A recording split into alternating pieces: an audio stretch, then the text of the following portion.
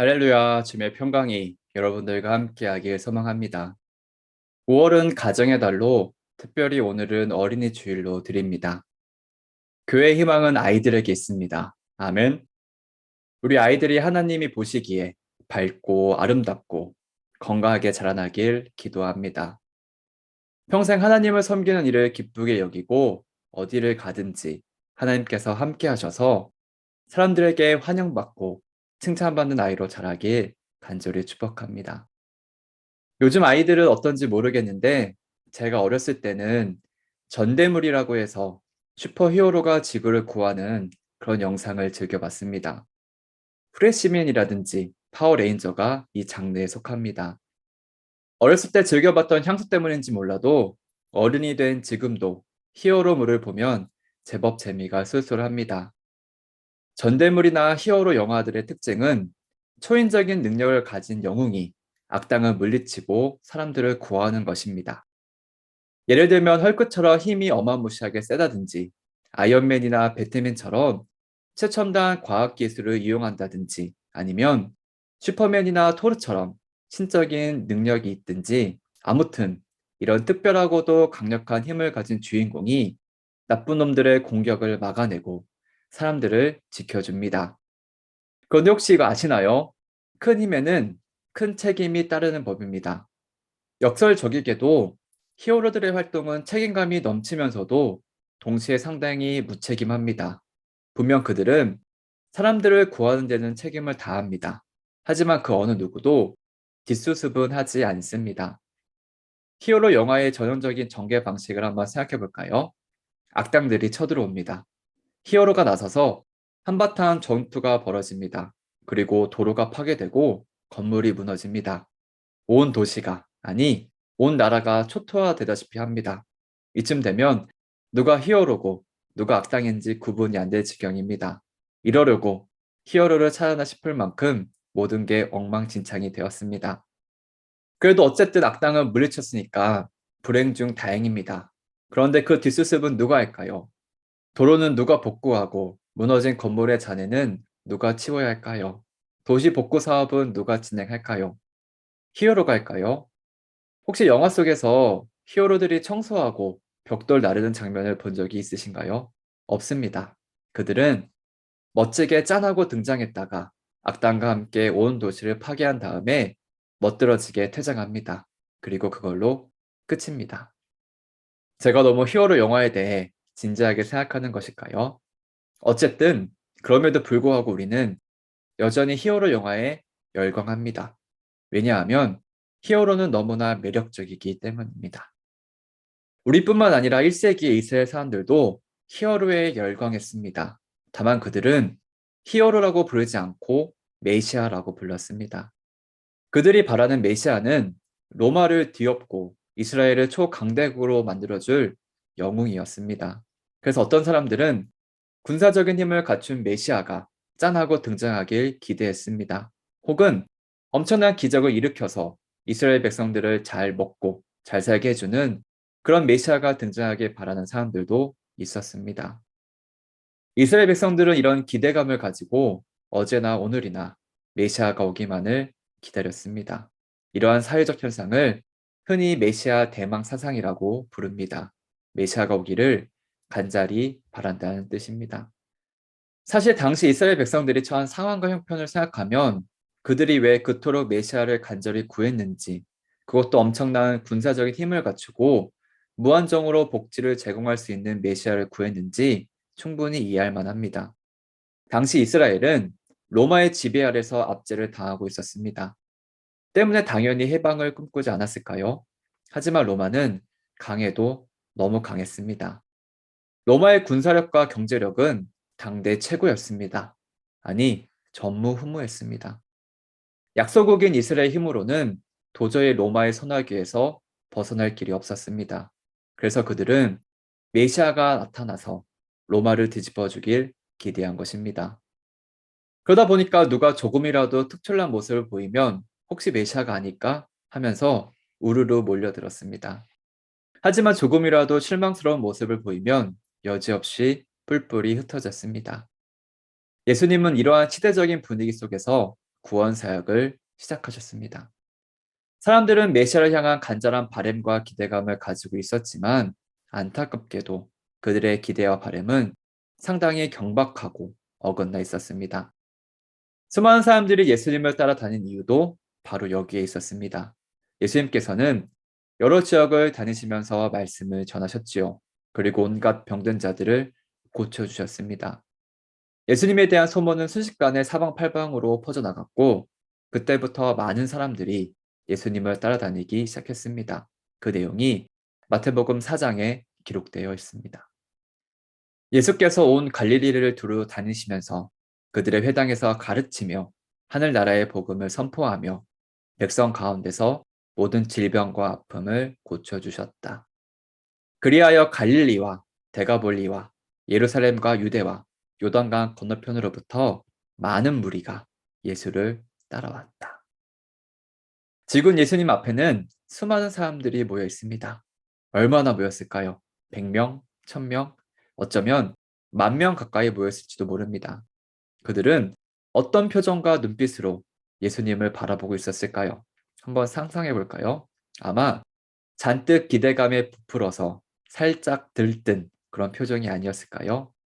예수님을 향한 간절함과 기대감으로 눈빛이 반짝반짝거리지 않았을까요? 과연 예수님이 무슨 말씀을 들려주실까 귀를 쫑긋 세우고 있진 않았을까요? 바로 그때 예수님께서 입을 열어 말씀을 전하셨습니다. 마음이 가난한 자는 복이 있나니, 슬퍼하는 자는 복이 있나니, 온유한 자는 복이 있나니. 아니, 이게 무슨 망언일까요? 입한국에 웬 가난 타령, 슬픔 타령, 온유 타령일까요? 이것은 그들이 기대하고 있던 발언이 아니었습니다. 그들은 예수님이 이렇게 말해주길 원했습니다. 여러분, 이제 불행 끝, 행복 시작입니다. 제가 왔습니다. 제가 누굽니까? 온갖 병든 자를 다 고친 사람입니다. 기적을 일으키는 사람입니다. 가난하고 아픈 사람들 다 모이십시오. 우리가 힘을 합쳐 로마를 무찌릅시다. 내가 로마를 정복하겠습니다. 모두 나를 따르십시오. 사람들은 이 말을 듣고 싶어서 이런 말을 기대하면서 예수님을 따른 것입니다. 그런데 갑자기 마음이 가난한 사람이 복이 있다니, 슬퍼하는 게 복이라니, 온유한 사람이 땅을 차지한다니, 이 무슨 말도 안 되는 소리일까요? 특별히 온유한 사람이 땅을 차지한다는 말이 유독 거슬립니다. 온유와 정복은 도무지 어울리지 않기 때문입니다. 온유란 무엇일까요? 성질이 온화하고 부드러운 것입니다. 그런데 통상적으로 봤을 때 누가 땅을 차지할까요? 온유한 사람이 아닙니다. 드세고, 억세고, 강하고 무재배한 사람이 땅을 차지합니다. 당시 로마를 생각해 볼까요? 그들이 어떻게 이스라엘을 정복하고 천하를 호령할 수 있었을까요? 온유함으로 했을까요? 결코 아닙니다. 군사력으로 했습니다. 힘으로 남의 땅을 뺏은 것입니다. 그런데 온유하지 않은 자들에게 땅을 빼앗긴 사람들 앞에 놓고 온유한 자가 땅을 차지한다니 이게 무슨 말도 안 되는 소리일까요? 지금 이스라엘은 온유할 때가 아니었습니다. 들고 일어나야 할 때였습니다. 막강한 군사력을 행하는 메시아가 등장해서 로마를 쓸어버릴 때였습니다. 기적을 일으키는 메시아가 나타나서 엄청난 구제와 복지를 퍼부어 줄 때였습니다. 그런데 예수님은 이런 상황을 아는지 모르는지 온유함을 이야기하고 있으니 얼마나 실망스러웠을까요? 물론 그렇다고 해서 사람들이 당장 예수님을 등 돌리고 떠난 것은 아니었습니다. 적어도 그때까지는 아니었습니다. 왜냐하면 실망하기에는 아직 일렀기 때문이죠. 어쨌거나 예수님은 여전히 아픈 자들을 치료해 주셨고 기적을 베풀어서 배고픈 자들을 먹이셨습니다. 아직 가능성이 있습니다. 어쩌면 예수님이 말은 그렇게 해도 사실은 로마를 뒤엎고 새 시대를 열지도 모릅니다. 사람들은 그렇게 생각하면서 희망의 끈을 놓지 않았습니다. 하지만 그것도 그리 오래가지 못했습니다. 나중에 예수님께서 로마 병사들의 손에 붙잡혔을 때 그동안 그렇게 열심히 예수님을 따라다니고 환호하던 그 많은 사람들이 하루아침에 다 등을 돌려버렸습니다. 예수님 곁을 떠나버렸습니다. 그것도 그냥 단순히 발길을 끄는 정도가 아니라 아예 완전히 정반대편에 서서 예수를 십자가에 못 박으라고 소리를 질렀습니다. 왜 이렇게 급격하게 태세 전환을 했을까요? 간단합니다. 예수님은 그들이 기대하고 바라던 메시아가 아니었기 때문입니다. 그들은 슈퍼 히어로를 기대했습니다. 힘으로 로마를 전복시킬 강력할 지도자를 원했습니다. 하지만 예수님은 그들의 희망사항과는 정반대인 인물이었습니다. 그런 예수님을 보고 사람들은 이번에도 허탕을 쳤다고 생각했습니다. 그래서 어차피 이렇게 된 거, 차라리 저 인간을 십자가에 못 박아서 없애버리라고 소리친 것입니다. 하지만 예수님은 처음부터 온유를 가르치셨고 실제로 온유하셨습니다. 예수님은 처음부터 당신이 온유한 분이심을 분명하게 밝히셨습니다. 마태복음 11장 29절입니다. 나는 마음이 온유하고 겸손하니 내 멍에를 메고 나한테 배워라. 그리하면 너희는 마음에 쉼을 얻을 것이다. 성경에서 어떤 사람을 두고 온유하다고 할 때는 그 사람이 온화하고 유순하고 인내심이 많으며 순종적이라는 뜻입니다. 우리에게는 이 말이 상당히 긍정적으로 들릴 수 있겠지만 당시 이스라엘 백성들에게는 전혀 그렇지 않았습니다. 그들에게 온유한 메시아는 필요 없었습니다. 온유해가지고 어떻게 로마를 정복할 수 있을까요? 온유해서 어떻게 온 세상을 지배할 수 있을까요? 온유하면 안 됐습니다. 온유해서는 땅을 차지할 수가 없었습니다. 이런 그들에게 온유하신 예수님은 메시아로서 자격 미달이었습니다. 하지만 그들이 어떻게 생각하고 받아들이든 예수님은 온유한 분이셨고 온유를 가르치셨고 사실은 온유하시기 때문에 구원자로 오신 것입니다. 성경은 예수님의 온유하심에 대해서 그리고 그분의 구원 사역에 대해서 이렇게 선포합니다. 히브리서 5장 8절입니다. 그는 아드님이시지만 고난을 당하심으로써 순종을 배우셨습니다. 구약 성경에서도 장차 오실 메시아는 온유한 자로서 순종함으로 고난을 감당할 것이라고 예언했습니다. 대표적인 본문이 이사야 53장인데 요약하면 이렇습니다. 그는 굴욕을 당하고 고문을 당하였으나 아무 말도 하지 않았다. 마치 털 깎는 사람 앞에서 잠잠한 암양처럼 끌려가기만 할 뿐 아무 말도 하지 않았다. 그는 폭력을 휘두르지도 않았고 많은 사람의 죄를 대신 짊어졌고 죄 지은 사람들을 살리려고 중재에 나선 것이다. 사랑하는 여러분, 예수님은 온유한 분이셨습니다. 온유하셨기 때문에 순정함으로 고난을 담당하셨고 고난 당하심으로써 우리를 구원하셨습니다. 만약 예수님이 온유하지 않으셨다면 우리를 구원하시기 위해 이 땅에 오지 않으셨을 것이고 그러면 우리는 천국에 이르지 못했을 것입니다.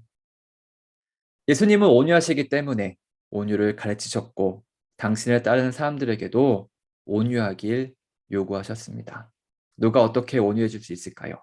마음이 가난한 사람, 슬퍼하는 사람만이 온유할 수 있습니다.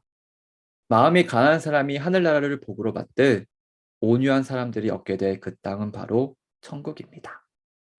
그렇다면 예수님께서 가르치신 온유란 무엇일까요? 당시 사람들은 온유함을 무기력, 비겁 혹은 의기소침으로 생각했습니다. 최대한 좋게 봐주면 친절함 정도로 여겼습니다. 하지만 예수님께서 말씀하신 온유는 이런 게 아니었습니다. 온유란 자신의 힘을 통제하는 것입니다. 자신을 절제하고 다스려서 다른 사람들에게 온화하고 다정하게 대하는 것입니다. 자신을 절제하여 인내하고 순종하는 것입니다. 예를 한번 들어볼까요? 아이와 팔씨름을 할 때 있는 힘껏 하는 아빠는 없습니다. 혹시 자녀들과 목숨 걸고 하시는 분 계신가요? 더 힘을 줄 수는 있지만 최대한 힘을 뺍니다. 하지만 그렇다고 해서 아예 힘을 빼지는 않습니다. 왜냐하면 그래 버리면 팔씨름이 재미없기 때문입니다. 그래서 아빠는 힘을 최대한 빼되 아이의 수준에 맞춰서 팔씨름의 재미를 느낄 수 있을 만큼 딱 그만큼만 힘을 줍니다. 이렇게 힘을 절제하는 것, 이게 바로 온유입니다. 그러나 온유하지 않은 사람은 자기 힘을 주체하지 못합니다. 여기서 말하는 힘은 꼭 물리적인 힘만을 뜻하는 것은 아닙니다. 자신이 행사할 수 있는 모든 권한을 뜻합니다. 그렇다면 우리는 언제 자신의 힘을 주체하지 못할까요? 마음을 다스리지 못할 때입니다. 마음을 다스리지 못하면 무분별하게 자신의 모든 힘을 다 쏟아부어 버립니다. 기분이 나쁠 때 폭식을 한다거나 조금만 화가 나도 말이 거칠어지고 폭력을 행사하는 것은 마음을 다스리지 못해서 일어나는 일들입니다. 반대로 기분이 좋을 때도 마음을 다스리지 못하기도 합니다. 기분이 좋아서 충동 구매를 한다거나 해야 할 일들을 다 미뤄두고 그냥 저지르고 보는 것도 마음을 다스리지 못해서 일어나는 일들입니다. 성경은 마음을 다스리지 못한 사람, 온유하지 못한 사람의 어리석음에 대해 이렇게 말하고 있습니다. 잠언 25장 28절입니다. 자기의 마음을 자제하지 못한 사람은 성이 무너져 성벽이 없는 것과 같다. 성이 무너지면 어떻게 될까요? 성벽이 없으면 어떤 일이 벌어질까요? 적이 너무나도 쉽게 쳐들어와서 온 동네를 헤집고 다닙니다. 자기 마음을 다스리지 못하면 이렇게 됩니다. 반대로 마음을 다스리는 사람에 대해서는 이렇게 표현합니다. 노하기를 더디하는 사람은 용사보다 낫고 자기의 마음을 다스리는 사람은 성을 점령한 사람보다 낫다. 바꾸어 말하면 자기 마음을 다스리는 것이 전쟁에서 승리하는 것보다 더 어렵습니다. 그렇습니다. 내 마음속에서 일어나는 전쟁에서 승리하는 것이 외부의 적과의 싸움에서 승리하는 것보다 훨씬 더 어렵습니다. 그래서 사도 바울은 자신을 비참한 사람이라고 고백했습니다. 왜냐하면 마음속에서 일어나는 영적인 전쟁이 너무나도 치열하고 심각했기 때문입니다. 로마서 7장 22절 이하입니다. 나는 속으로는 하나님의 법을 즐거워하나 내 지체에는 다른 법이 있어서 내 마음의 법과 맞서 싸우며 내 지체에 있는 죄의 법에 나를 포로로 만드는 것을 봅니다. 아, 나는 비참한 사람입니다. 누가 이 죽음의 몸에서 나를 건져주겠습니까? 사도 바울조차도 마음을 다스리는 문제를 놓고 씨름했습니다.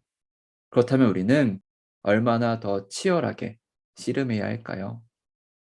다행히 우리는 성경 속에서 자기 마음을 다스리고 온유함의 본을 보인 믿음의 선배들을 발견할 수 있습니다. 첫 번째 주인공은 아브라함입니다. 아브라함에게는 조카 하나가 있었는데 아브라함이 사실상 먹여 살리다시피 했습니다. 그러다가 어느덧 조카도 꽤 큰 부자가 되었습니다. 그런데 문제가 하나 생겼습니다. 당시에는 목축업이 주업이었는데 목축을 하려면 넓은 땅이 필요했습니다. 아브라함도 가축이 많고 조카도 가축이 많다 보니 서로 부딪히는 일이 잦아졌습니다. 이럴 때 통상적으로 어떻게 처리할까요? 조카를 다른 지역으로 보냅니다. 그런데 아브라함은 정반대로 했습니다. 조카에게 우선권을 주고 자신은 조카가 선택한 땅 반대편으로 거처를 옮겼습니다. 이때 조카는 참 염치 없게도 냉큼 좋은 땅을 택합니다. 조카가 누구 덕분에 먹고 살만해졌는데 사람이 어쩌면 이렇게 배은망덕할 수 있을까요? 아브라함은 욕심을 버리고 자기 마음을 다스리고 호의를 베풀었는데 조카는 삼촌의 그 선한 마음을 철저하게 이용했습니다. 이럴 때 여러분들이라면 어떤 마음이 드시나요? 화가 나진 않을까요? 상처가 되고 후회가 되진 않을까요? 그런데 아브라함은 그냥 훌훌 털고 자리를 떠납니다. 약속대로 조카 롯이 정한 땅과 반대 방향으로 갔습니다. 아브라함은 엄청난 손해를 본 것입니다. 그런데 놀랍게도 아브라함은 전혀 손해를 보지 않았습니다. 왜냐하면 하나님께서 그에게 놀라운 약속을 해주셨기 때문입니다. 창세기 13장입니다. 내 눈에 보이는 이 모든 땅을 내가 너와 네 자손에게 아주 주겠다. 내가 너의 자손을 땅의 먼지처럼 셀 수 없이 많아지게 하겠다. 예수님께서는 온유한 자들이 땅을 차지할 것이라고 말씀하셨습니다. 동일하게 하나님께서는 온유함을 보인 아브라함에게 광활한 땅을 약속하셨습니다. 두 번째는 요셉입니다. 요셉은 형들 손에 외국으로 팔렸습니다. 요셉은 타국에서 온갖 고생이란 고생은 다 했습니다. 그러다가 다시 형들을 만나게 되었는데 입장이 완전히 뒤바뀐 상태였습니다. 요셉은 당시 초강대국이었던 이집트에서 고위 관직에 올라 있었고 요셉의 형들은 이집트의 양측을 구하러 온 처지였습니다. 그야말로 복수의 기회가 아닌가요? 요셉은 막강한 권력을 이용해서 형들을 마음껏 짓밟아 줄 수 있었습니다. 하지만 요셉은 그렇게 하지 않았습니다. 분노를 다스리고 자기의 마음을, 자신의 힘을 통제했습니다. 요셉은 오히려 형들을 위로했고 안심시켰습니다. 형들의 생존권을 직접 나서서 보장해 주었습니다. 그런 요셉의 고백입니다. 형님들은 나를 해치려고 하였지만 하나님은 오히려 그것을 선하게 바꾸셔서 오늘과 같이 수많은 사람들의 생명을 구원하셨습니다. 그러니 형님들은 두려워하지 마십시오. 내가 형님들을 모시고 형님들의 자식들을 돌보겠습니다. 요셉은 형들을 용서했습니다. 결코 쉽지 않은 일입니다. 하지만 요셉은 분노를 다스리고 온유함을 보였습니다. 하나님께서는 온유한 요셉에게도 땅을 선물로 주셨습니다. 물론 요셉 당대에 그 땅을 얻지는 못했지만 먼 훗날 그의 후손들이 땅을 차지했습니다. 마지막으로 다윗입니다. 다윗은 무고하게 공격을 당하면서도 맞서 싸우지 않고 오히려 온유하게 상대방을 품어주었습니다. 분명히 보복할 수 있었는데 그냥 참아 넘겼습니다. 고생이란 고생은 다 했고 허구한 날 도망 다니고 심지어 이스라엘 중심도 아니고 총구석 헤브론에서 고작 유다의 왕이 되었는데도 그저 기다렸습니다. 그 결과 마침내 다윗은 온 이스라엘의 왕이 되었습니다. 그것도 가장 흥하고 가장 넓은 영토를 차지하고 가장 큰 영향력을 발휘하는 왕이 되었습니다. 아브라함과 요셉 그리고 다윗이 어떻게 온유할 수 있었을까요? 어떻게 자신의 힘을 통제할 수 있었을까요? 하나님을 생각했기 때문입니다. 아브라함은 조카와 싸우지 않았습니다. 그저 하나님의 인도하심을 의지했습니다. 요셉 역시 형들과 잘잘못을 따지지 않았습니다. 다만 지금까지 함께 하셨고 앞으로도 함께 하실 하나님을 바라보았습니다. 형들은 자신에게 악을 행했지만 그 가운데서도 선하게 역사하신 하나님의 큰 그림을 바라볼 줄 아는 안목이 생긴 것입니다. 다윗 역시 마찬가지였지요. 사람들이 보기에는 사울에게 복수할 수 있는 절호의 기회였지만 다윗은 사사로운 복수심을 채우기 위해 하나님의 뜻을 거스르지 않았습니다. 하나님께서 정해주신 원칙을 떠올렸고 우연찮게 찾아온 그 기회가 하나님의 원칙과 어긋나기 때문에 기꺼이 포기했습니다. 여기서 우리는 온유의 비결을 발견할 수 있습니다. 우리는 하나님 앞에 설 때 온유해질 수 있습니다. 하나님 앞에서 자기 자신과 자신의 인생을 들여다볼 때 그때 비로소 자신의 마음을 다스릴 수 있습니다. 예수님께서는 온유한 자에게 복이 있다고 말씀하셨습니다. 왜냐하면 그들이 천국을 유업으로 받을 것이기 때문입니다. 왜 온유한 자에게 천국이 임할까요? 하나님 앞에서 겸손하게 자신을 돌아보기 때문입니다. 하나님의 뜻대로 하나님을 위해서 자신의 마음을 다스리고 자신의 힘을 통제하기 때문입니다. 사랑하는 여러분, 내 마음대로 내가 하고 싶은 대로 마음껏 휘두르는 것은 신앙이 아닙니다. 신앙은 하나님의 뜻대로 하나님께서 원하시는 곳에서 하나님께서 요구하시는 만큼만 힘을 쓰는 것입니다. 하나님을 위해서 때로는 슬픔도 집어삼켜야 하고 기쁨도 절제해야 합니다. 분노도 다스려야 하고 복수심도 잠재워야 합니다. 말씀을 맺겠습니다. 처음 예수님의 복 이야기를 할 때도 그랬지만 우리도 어쩌면 이스라엘 사람처럼 내가 기대한 복이 아니었을지도 모릅니다. 그래서 실망했을 수도 있습니다. 그냥 우리도 평범하게 남들 다 누리는 그런 복 좀 구하면 안 됩니까? 할 수도 있습니다. 그러나 예수님은 온유하시기 때문에 오셨고 우리를 온유하게 만들기 위해서 오셨습니다. 우리는 구원자 되시는 예수님을 닮아 온유해야 합니다. 여러분은 지금 어디에 얼만큼 힘을 쓰고 있으신가요? 그 힘은 누구를 위해서 왜 쓰는 것인가요? 세상은 내 마음대로 내가 하고 싶은 대로 다하라고 가르칩니다. 하지만 하나님께서는 온유하라. 그 힘을 절제하고 나에게 순종하라고 말씀하십니다. 하나님 앞에서 온유하십시오. 그리고 천국을 유업으로 얻는 사람이 되길 바랍니다. 이 말씀을 기억하면서 오늘 하루도 복된 삶을 살아가는 저와 여러분 되길 간절히 축복합니다.